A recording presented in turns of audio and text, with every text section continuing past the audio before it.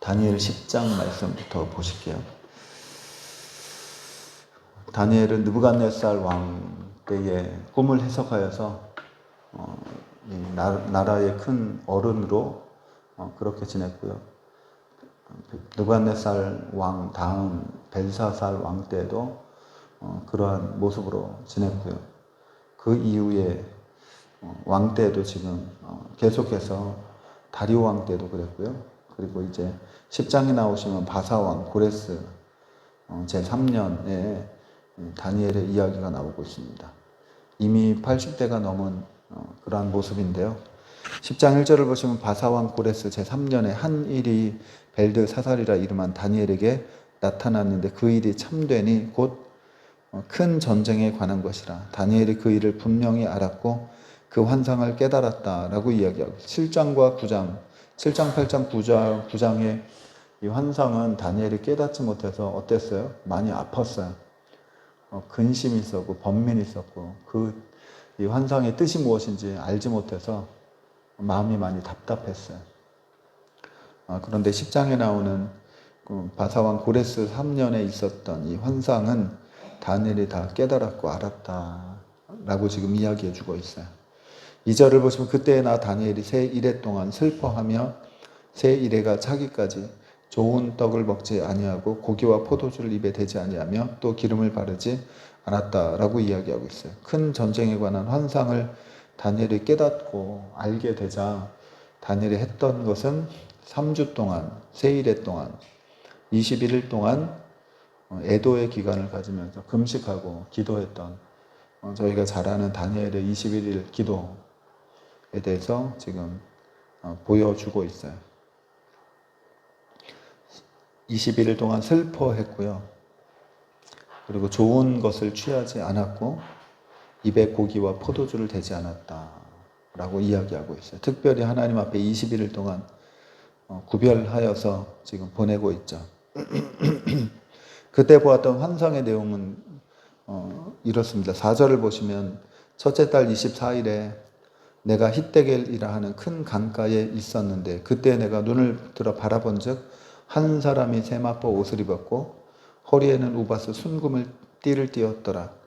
또 그의 몸은 황옥 같고 그의 얼굴은 번갯빛 같고 그의 눈은 횃불 같고 그의 팔과 발은 빛난 놋 같고 그의 말소리는 무리의 소리와 같았다라고 이야기하고 있어요. 한 사람을 보았는데 머리부터 발끝까지 이러한 모습이었다고. 이 한 사람이 누구일까요?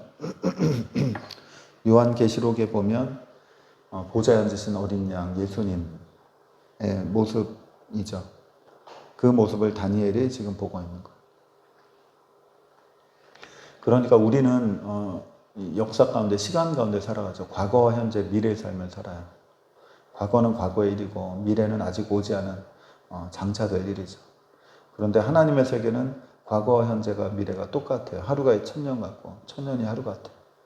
그러니까 요한계시록에서 보았던 환상 가운데 보았던 주님의 모습과 다니엘이 보았던 환상 가운데 주님의 모습은 같은 시간에 같은 존재 그리고 지금도 똑같이 계시는 그분을 다니엘이 본 거예요.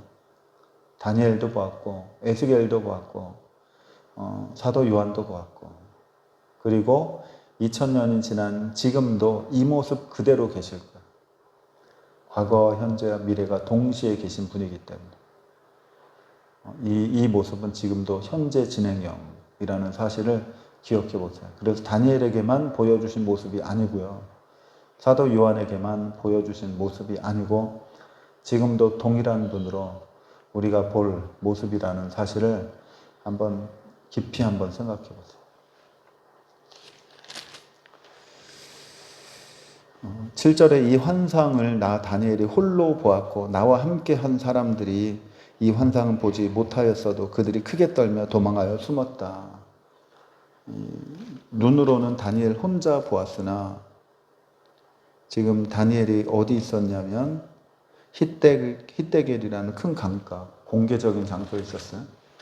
마치 우리 한강 시민공원에 수많은 사람들이 있듯이 지금 주변에 많은 사람들이 있는데 보는 것은 다니엘 혼자 보았으나 사람들의 눈에 보이지는 않았더라도 그런데 느껴졌어요. 깨달아졌어요. 그래서 그들이 크게 떨고 도망하고 숨고. 왜 도망치고 숨었겠어요? 무엇인가 큰일이 났구나. 마치 그런 것 같아요. 만약에 지진이 난다고 생각해 보세요. 그러면 건물에 있는 사람들이 빨리 피하자고 하겠죠. 도망가겠죠. 그런 것처럼 감지하는 거, 무엇인가, something 무엇인가가 있는데 눈으로 보이지는 않으나 지금 아주 큰일이 난 거야. 그래서 도망가고 사람들이 다 숨었다라고 이야기하고 있어요. 8절 그 자리에 그러므로 나만 홀로 있어서 이 큰 환상을 볼 때에 내 몸에 힘이 빠졌고 나의 아름다운 빛이 변하여 썩은 듯하였고 나의 힘이 다 없어졌다고 이야기하고 있어요. 이 환상을 눈으로 직접 볼 때에 자기도 모르게 자신의 의지와는 상관없이 몸에 힘이 빠지고 아름다운 빛이 썩은 듯했다. 어떤 모습일 것 같으세요? 힘이 다 빠져서 정신은 깨어 있는데요. 몸은 움직일 수 없는. 마치 죽은 것 같은. 몸에 생기가 없고 내 생각대로 움직이지 않는. 왜 이런 일이 있을까? 이 주님을 바라보는 이 환상이요. 그냥 환상이 아니라 현실이기 때문에 그래요. 실제이기 때문에 그래요. 그래서 사람들이 도망가고 숨었어요. 그냥 무슨 머릿속에서 보여지는 꿈과 같은 상상의 세계가 아니고요. 실제의 세계이기 때문에 다니엘의 몸이 이러한 반응이 일어나는 거예요. 하나님이 나타나세요. 지금 이 상태로 우리가 하나님을 만나면 어떻게 될 것 같으세요? 아이고 하나님 감사합니다. 그러고 하나님께 뛰어가서 하나님의 품에 안길 것 같으세요? 저는 이 다니엘의 모습이 될 것 같아요. 분명히 하나님의 눈으로 보이는데 뛰어가서 안기고 싶은데 내가 신앙의 삶을 살기 위해서 이 땅에서 참 고생하고 애썼다고 세상 낙을 누리지 않고 신앙 안에서 믿음 안에서 내가 하나님 지켜왔다고 하나님 이 마음을 갖고 하나님께 막 뛰어가고 싶으나 내 몸은 어때요? 이 세상에 있는 몸이기 때문에 이 세상으로 이 몸으로 이 육체로 얼마나 많은 죄를 지었어요? 그 상태로 하나님 앞에 나아갈 수가 없죠. 그러니까 죽은 것처럼 의식은 깨어있으나 또렷하나 몸은 움직이지 않는 그런 상황이 되지 않을까요? 그러지 않더라도 감히 하나님 앞에 서 있을 수조차 없어서 엎드려서 쥐죽은 듯이 있는 그러한 육체를 저와 여러분들이 가지고 있어요. 지금 이 환상이 상상이 아니라 현실이라는 것을 보여주고 있는 거죠.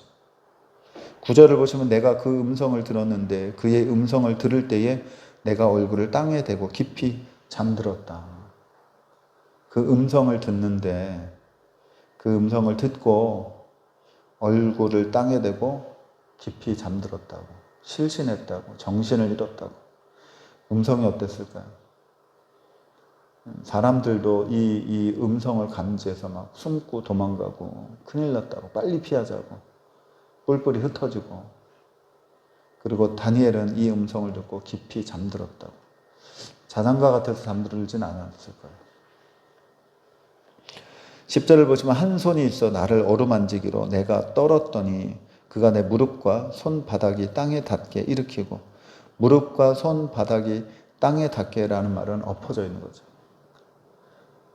바로 하늘을 보고 누워있는 게 아니라 얼굴을 땅에 대고 엎어져 있는 상태를 얘기해요. 그 상태에 한 손이 나를 만지고 있었다. 만지니까 어떻게 해요? 내 몸이 부르부르 떠는 거예요. 내 자신의 의지로 그런 게 아니죠. 경기를 일으키는 거지. 11절 내게 이르되 큰 은총을 받은 사람 다니엘아 내가 너에게 이르는 말을 깨닫고 일어서라. 내가 너에게 보내심을 받았느니라 하더라. 그가 내게 이 말을 한 후에 내가 떨며 일어났다 라고 이야기하고 있어요. 보내심을 받은 존재이죠. 그 존재가 다니엘을 향해서 너는 큰 은총을 받은 사람이다 라고 얘기하고 있어요. 저와 여러분도 큰 은총을 받은 분들입니다. 그것을 의식하셨으면 좋겠어요. 천사가 얘기해줘야 내가 그런 사람인가? 라고 생각하는 것이 아니라 이미 우리는 큰 은총을 받은 사람이에요. 어떤 면에서는 다니엘보다 더 큰 은총을 받았어요. 다니엘은 아무리 보여줘도 깨닫지 못해서 몸이 지치고 아프고 알고 싶은데 몰라서 답답하고 주님이 가르쳐 주셨는데도 그게 무엇인지 이해되지 않고 하는 그러한 사람이었는데요. 우리는 다 이해하잖아요. 아하면 찰떡같이 알아듣잖아요. 성경에 이미 다 나와 있고 성경의 지식이 우리에게 차고도 넘치고 그리고 그게 무슨 의미인지 너무도 잘 알아서 마치 자녀들이 부모님한테 너무 편안하게 대하죠. 다른 어른들은 존경하고 예의를 갖추고 근데 부모한테는 예의를 갖추지 않아요. 그런 것처럼 이미 너무 큰 은총을 받아서 우리가 오히려 무덤덤해지는 우리도 다니엘처럼 큰 은총을 받은 사람들이라는 사실을 한번 곰곰이 생각해 보시기 바랍니다. 그리고 은총을 받은 사람으로서 오늘 사셨으면 좋겠어요. 은혜를 입은 사람으로서, 큰 은혜를 입은 사람으로서. 그러면 어떻게 살아가야 될까요? 삶의 모습은 분명해요. 큰 은혜를 입은 사람은 슬퍼하거나 낙심하거나 절망하거나 그렇게 살지 않아요. 큰 은혜를 입은 사람은 싱글벙글 살아가요. 기쁘게 살아가요. 야, 나한테 이런 일이, 어떻게 이런 일이 있을 수 있을까? 너무 감사하다. 입에서 감사가 막 터져나오고. 어떤 일이 잘 돼서가 아니라 하나님께서 우리에게 큰 은혜를 주셨다는 이 사실 하나만으로 내가 아파도 없어도 가난해도 모든 것을 다 잃어도 어제 우리가 다윗의 기도를 보았는데 그런 아들한테 배신을 당했어도 하나님 앞에서 나는 두려워하지 않겠다. 여전히 하나님 나를 붙들고 나는 큰 은총을 받은 사람이라고 이 의식을 갖고 하나님을 기도했어요. 그런 것처럼 저와 여러분들도 오늘 하루 큰 은총을 입은 사람으로 살아갈 마땅한 모습으로 살아드리는 저와 여러분들을 간절히 소망합니다. 12절을 보시면 그가 내게 이르되 다니엘아 두려워하지 말라. 내가 깨달으려 하여 내 하나님 앞에 스스로 겸비하게 하기로 결심하던 첫날부터 너의 말이 응답받았으므로 내가 너의 말로 말미암아 이렇게 왔다. 이 천사가 비밀 하나를 얘기해줘요. 뭐라고 얘기해요? 내가 왜 왔는지. 너의 기도 때문에 왔다. 라고 얘기를 해줘요. 놀랍지 않으세요? 그리고 그것을 무엇으로 보냐면 하늘에서는 뭐라고 보냐면 네가 다니엘 네가 하나님 앞에 스스로 겸비하기로 작정해서 네가 21일 동안 그렇게 슬퍼하며 금식기도 했지. 하늘에서 얘기하는 거야. 그리고 뭐라고요? 첫날부터 이미 그 기도를 다 받으셔서 내가 이렇게 명령을 받아서 너에게 왔다. 첫날부터. 끝날에 하는 거 보고 하나님이 응답해 주신 것이 아니고요.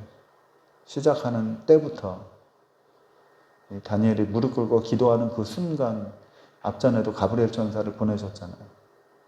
기도를 다 듣고 하나님이 가브리엘을 보낸 것이 아니라 기도하려고 무릎 꿇는 순간 내가 명을 받아서 너에게 왔다라고 가브리엘이 얘기했었고요. 지금도 이 천사가 내가 하나님 앞에 스스로 겸비한 그 모습을 첫날부터 하나님 받으시고 부름을 받아 내가 너에게 왔다라고 얘기하고요. 기도는 그런 것이에요. 기도는. 놀랍지 않으세요? 우리가 아는 기도와 하늘에서 보고 있는 기도는 우리가 다 헤아리지 못하는데 이럴 때 살짝 보여줘서 아 하늘에서 그렇구나. 내 마음과 중심을 다 받으시는구나. 우리는 그 기도의 시간을 채우려고 애쓰고 노력하는데 하나님의 그 모습도 다 하나하나 다 보고 계시는구나. 저와 여러분이 기도할 때 기도의 형식을 떠나서 하여튼 간절하게 기도하셨습니다. 최선을 다해서 기도하셨으면 좋겠어요. 저는 기도하시는 분이 기도가 힘들대요. 기운이 다 소진되는. 근데 그것이 무엇인지 이제는 좀 알 것 같아요. 그게 막 힘을 쓰고 용을 쏘고 때를 써서가 아니라 간절하게 기도하기 때문에 영으로 기도하기 때문에 우리의 육체가 건강해야 이 영으로 간절하게 기도할 것도 우리가 영을 서포트할 수 있어요. 부모가 자식을 서포트해서 교육을 가르치듯이 우리의 육체도 강건해야 우리의 영을 그렇게 서포트할 수 있는 거예요. 여러분이 기도하실 때 짧게 기도하든 길게 기도하든 부르짖어 기도하든 침묵하면서 기도하든 여러분이 정말로 간절히 특별히 예수님의 기도를 생각하시면서 땀이 핏방울처럼 되는 그러한 간절함이죠.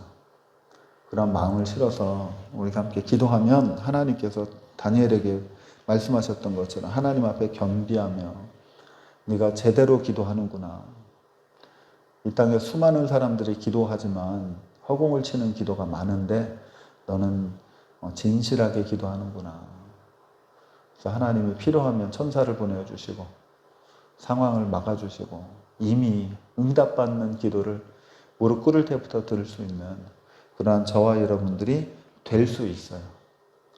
이러한 내용을 그냥 흘려보내지 마시고 여러분들이 마음속으로 딱 사진을 찍어 놓으세요. 그리고 나의 기도도 이 다니엘 기도처럼 해야 되겠다. 꼭 금식을 하라는 것이 아니고요. 금식하는 것보다 더한 하나님이 더 인정할 만한 그러한 마음과 자세로 기도하는 저와 여러분 되기 바랍니다. 13절 보면 그런데 바사 왕국의 군주가 21일 동안 나를 막았으므로 내가 거기 바사 왕국의 왕들과 함께 머물러 있더니 가장 높은 군주 중 하나인 미가엘이 와서 나를 도와주므로 이제 내가 마지막 날에 내 백성이 당할 일을 너에게 깨닫게 하러 왔노라. 이는 이 환상이 오랜 후의 일임이라고 이야기해요. 그러니까 첫째 날부터 이미 다 알고 계셔서 명령이 떨어졌는데 21일 동안 지금 무엇을 했냐면 바사 왕국의 이러한 일이죠. 역사의 현장을 가서 21일 동안 일을 했어요. 전쟁이 터지면 우리는 사람의 일이라고 생각하죠. 우크라이나와 러시아의 전쟁, 국가와 국가의 전쟁. 그런데 하나님의 주의 천사가 그 일에 관여한 거예요. 그래서 21일 동안 바사 왕국의 일을 하다가 지금 다니엘에게는 21일째 마지막 날 와서 지금 내가 너에게 이야기하고 있다라고 얘기해 주고 있어요. 그러니까 우리는 이 세상의 일이 그냥 사람들의 일이라고 생각하는데요. 아니에요. 하늘에서도 관여하고 있고 하늘에서도 개입하고 있고 이 대한민국이 앞으로 어떤 일이 펼쳐질지 모르나 그 일 또한 하나님이 개입하신다는 사실을 저와 여러분들이 믿으시고요. 개입하는 게 막연히가 아니라 진짜로 천사를 보내주시고 보이지 않는 군대가 일을 하고 그래서 상황이 더 나빠지지 않게 그러한 일들을 할 거예요. 저는 최근에 제가 감지하고 있는 건 윤석열 대통령이 취임할 때나 지금이나 똑같아요. 한결같아요. 그분은 그분의 의지대로 일들을 하죠. 최근에 벌어지는 현상은 언론이 조금 마음이 돌아섰고요. 주변에 있는 사람들, 정부 관계자들이 이제는 협조적이지 않고요. 앞으로 굉장히 혼란한 그러한 이 사건, 소문, 이야기들이 많이 흘러나오겠구나. 그럴 때일수록 우리가 중심을 잡아야 되고 그러한 일들조차도 하늘에서 개입하고 계시고 지금 함께 일하고 있다는 사실을 기억하셨으면 좋겠어요. 그래서 잘잘못을 얘기하는 것이 아니고요. 윤석열 대통령이 잘했네 못했네 그것을 보는 것이 아니라 미래를 열어가시는 하나님의 방향을 놓고 우리가 같이 기도했으면 좋겠어요. 이 일이 대한민국을 망치거나 국격을 떨어뜨리거나 하는 것이 아니라 살 길로 더 바른 방향으로 더 깨끗한 방향으로 오히려 더 높이 올라가기 위해서 이러한 홍역들을 치르고 있다는 마음으로 기도해 주셨으면 좋겠어요. 어떤 여야의 그런 정치적인 성향으로 보지 않고 교회가 모두를 아우를 수 있는 그런 저와 여러분 되었으면 좋겠어요. 분명한 건 하나님이 함께 하세요. 개입하세요. 개입하시지 않는다면 21일 동안 막혀서 내가 너한테 못 왔다 이런 얘기를 못 하죠. 첫째 날 명령했으면 첫째 날 와야 되는 거예요. 그런데 21일 동안 실제로 바사 왕국의 일들을 이 천사가 하느라고 이제 21일째 왔다라고 직접 증언했어요. 15절 그가 이러한 말로 내게 이를 때에 다니엘이 말해요. 내가 곧 얼굴을 땅에 향하고 말문이 막혔더니 인자와 같은 이가 있어 내 입술을 만진지라. 왜 말문이 막혔을 것 같으세요? 왜 얼굴을 바라보지 못하고 얼굴은 땅을 향하고 말문이 막혔을 것 같으세요? 지금 이 이야기들은 우리가 성경에 있는 이야기라 서로 나누지만 사실은 이 세상의 이야기가 아니죠. 하늘나라의 이야기죠. 하늘나라에서 결정된 사항들을 실제로 어떻게 하늘나라에서 이 땅에 개입하고 있는가 비밀을 지금 얘기해 주고 있어요. 그러니까 하늘나라 소관의 일들을 얘기하니까 이 땅의 사람으로 다니엘이 말문이 막히는 거예요. 그런데 16절 인자와 같은 이가 있어 내 입술을 만진지라. 내가 곧 입을 열어 내 앞에 서 있는 자에게 말하여 이르되 내 주여 이 환상으로 말미암아 근심이 내게 더함으로 내가 힘이 없어졌나이다. 다니엘에게 지금 하늘의 세계가 막 쏟아지고 있어요. 하늘문이 열렸어요. 하늘의 비밀들이 다니엘에게 쏟아지고 있어요. 그런데 다니엘이 뭐라고 해요? 얘기해요. 입이 열려서 하는 말을 들어보니까 지금 하늘의 비밀 때문에 내가 힘이 없고 내가 육체로 감당하기 어려운 말씀이다 라고 지금 다니엘이 이야기해 주고 있어요. 17절 내 몸에 힘이 없어졌고 호흡이 남지 아니하였사오니 내 주의 이 종이 어찌 능히 내 주와 더불어 말씀할 수 있으리까. 천사는 막 얘기하는데 사실은 인간으로서 받을 수 없는 내용이라 육체도 호흡까지 없어지고 힘이 빠지고 이러다 죽겠습니다 라고 얘기하는 거예요. 그러니 더 이상 대화를 나눌 수 없습니다 라고 고백하는 거예요. 이것이 실제 우리의 현실의 모습입니다. 우리가 신앙생활을 하는 것 같고 거룩한 것 같으나 우리가 가지고 있는 육체의 한계이죠. 영으로 깊이 들어가면 이러한 이 육체의 한계를 뛰어넘을 수 있어요. 현실적으로 살고 육체적으로 살아가면 이 땅의 수준인데요. 영으로 깊이 들어가고 기도로 깊이 들어가면 그 육체의 모습을 뛰어넘어서요. 막 얼굴에서 빛이 나요. 이목화 권사님이 그저께인가요? 올해 기도하시겠다고 저한테 가라고 했을 때 막 얼굴에서 빛이 나더라고요. 연약한 육체, 80세 된 육체의 한계를 뛰어넘어서 이 하늘의 세계가 그 사람의 안에 들어오는 거예요. 그래서 육체는 연약하나 영적인 그런 모습이 나오는 거죠. 18절 또 사람의 모양 같은 것 하나가 나를 만지며 나를 강건하게 하여 이르되 큰 은총을 받은 사람이여 두려워하지 말라 평안하라 강건하라 강건하라. 그가 이같이 내게 말하매 내가 곧 힘이 나서 이르되 내 주께서 나를 강건하게 하셨사오니 말씀하옵소서. 이전에는 몸에 힘이 빠지고 호흡이 어려워서 이 말을 서로 듣고 내가 말하기도 참 어려웠는데 어떻게 됐어요? 사람의 모양 같은 그분이 나를 직접 만지면서 강건하라고 평안하라고 말씀하시니까 힘을 얻어서 이제는 어떻게 됐어요? 대화할 수 있는 사람이 되었어요. 육체 한계를 뛰어넘는 순간이죠.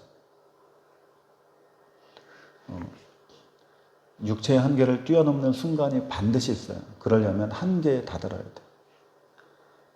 뭐 시간으로든지 힘으로든지. 저도 예전에 그런 말씀 드렸잖아요. 기도하는데 하나님 마음속에서 그런 마음을 주셔서 한계를 뛰어넘는 기도를 좀 드려보고 싶다. 그래서 여기 교회에서도 뭐 24시간 기도 해보기 막 그런 것도 했었어요.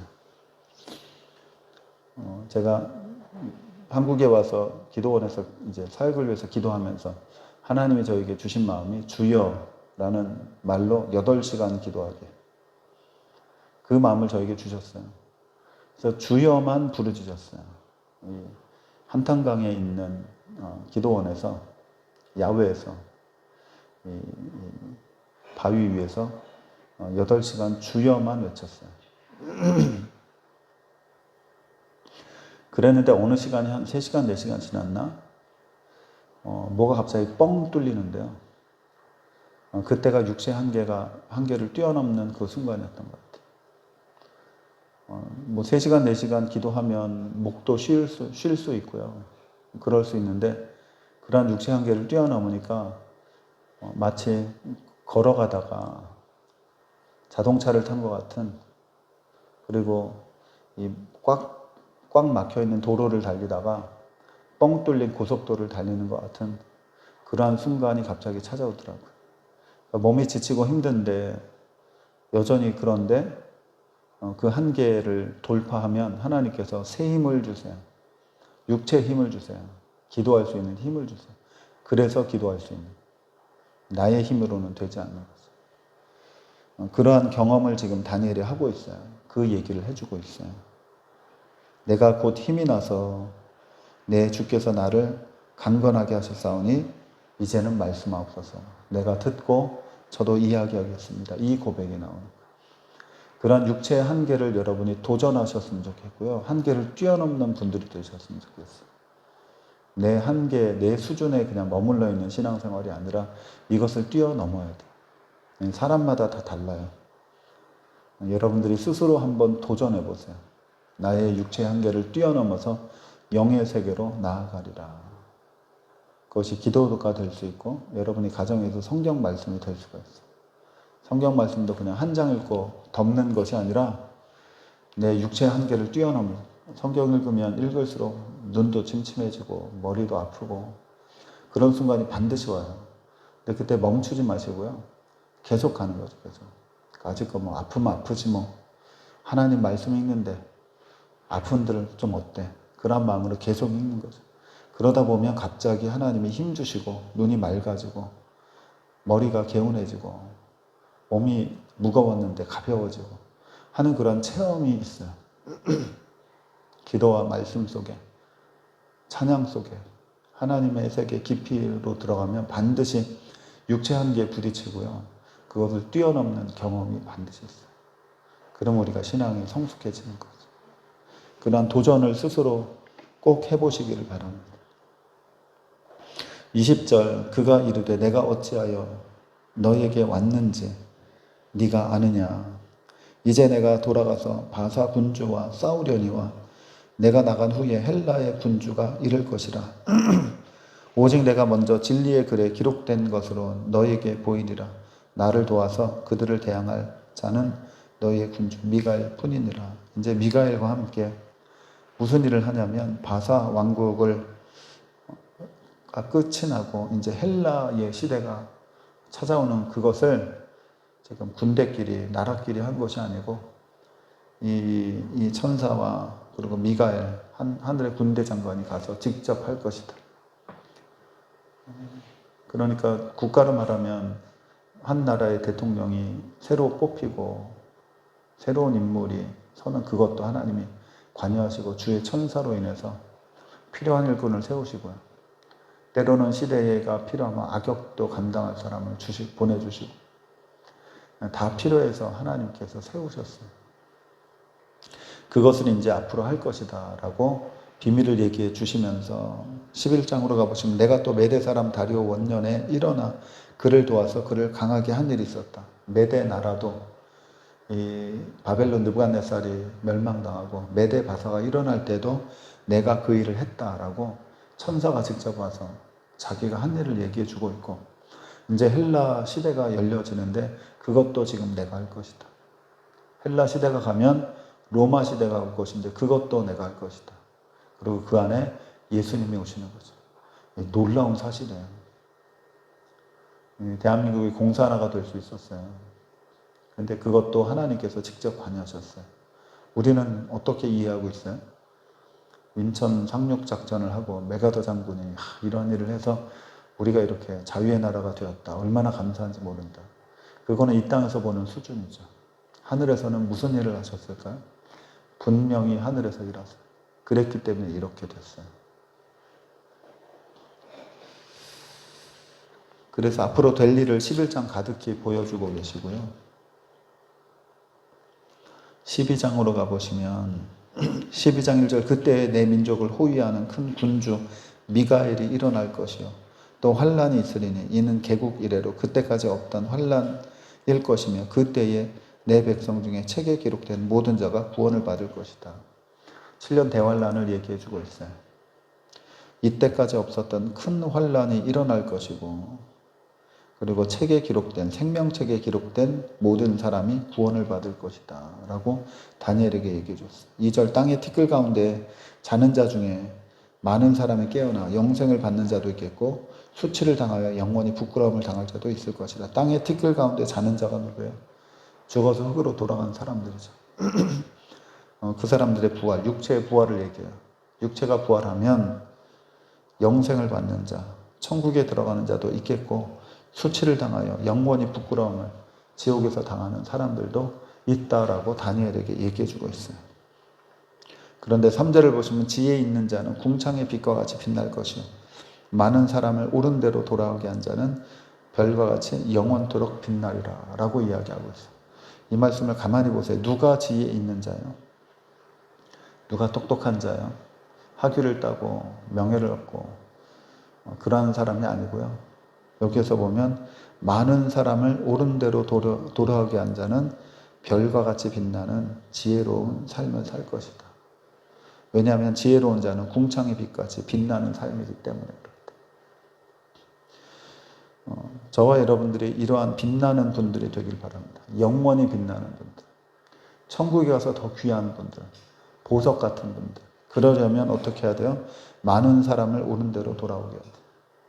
이것은 전도만 얘기하잖아요. 저는 전도를 띠를 두르고 길거리에 나가서 하는 것을 그것만 전도라고 보지 않아요. 우리의 삶이 전도예요. 우리의 언어 생활이 전도예요.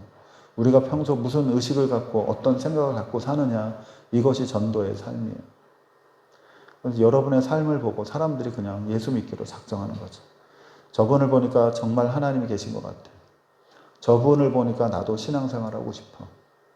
이것이 수많은 사람들 옳은 대로 인도하게 만드는 빛나는 삶이에요. 궁극적인 그 삶을 살면서 우리가 필요하면 길거리에도 나가고 사람들을 이곳에 데려오기도 하고 그 삶을 저와 여러분들이 살아가야 영원히 빛난다. 그러니까 교회는 정말로 많은 사람들을 옳은 대로 인도해야 돼요. 누가요? 저와 여러분들이 하셔야 돼요. 그냥 손 놓고 있으면 안 되고요. 말씀 속에 순종하면서 살아가면서 수많은 사람들이 여러분을 따르는 그러한 여러분이 영적인 지도자라는 사실을 꼭 기억하셨으면 좋겠어요.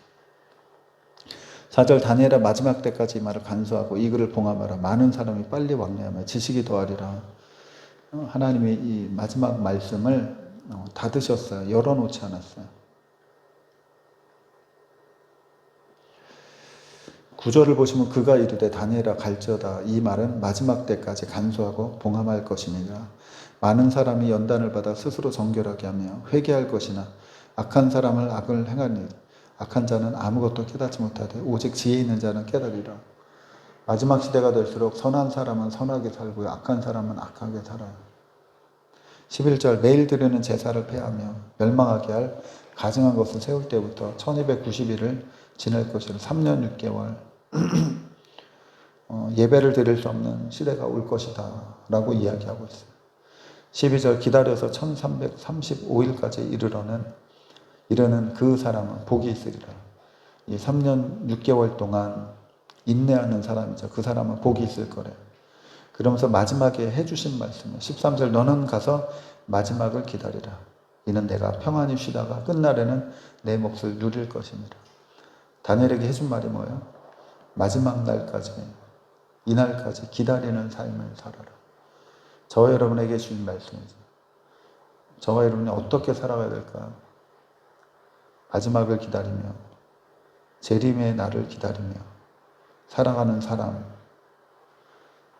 기다리는 사람은 누구일까요? 마지막을 기다리는 사람은 누구일까요? 가만히 앉아서 사과가 떨어지기를 입 벌리고 있는 사람이 아니고요. 수동적인 사람이 아니고 아주 능동적인 삶. 아까 우리가 말씀을 나눴죠. 오늘 하루 우리가 정말 싱글벙글하면서 은총을 입은 자로 살아가야 되는 그 삶이 기다리는 삶이에요. 여러분 최대한 많이 웃으시고요.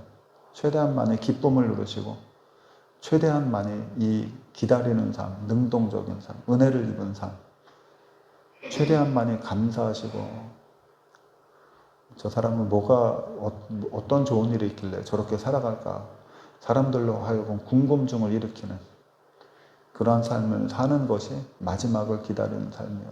예수님의 재림을 간절히 바라는 사람의 삶인 것을 지금 하늘에서 다니엘에게 얘기해 주고 있어요. 저와 여러분에게도 오늘 똑같이 이야기하고 있죠. 그러한 삶을 살아 누리는 저와 여러분들 간절히 소망합니다. 정말 기도하겠습니다. 하나님 감사합니다.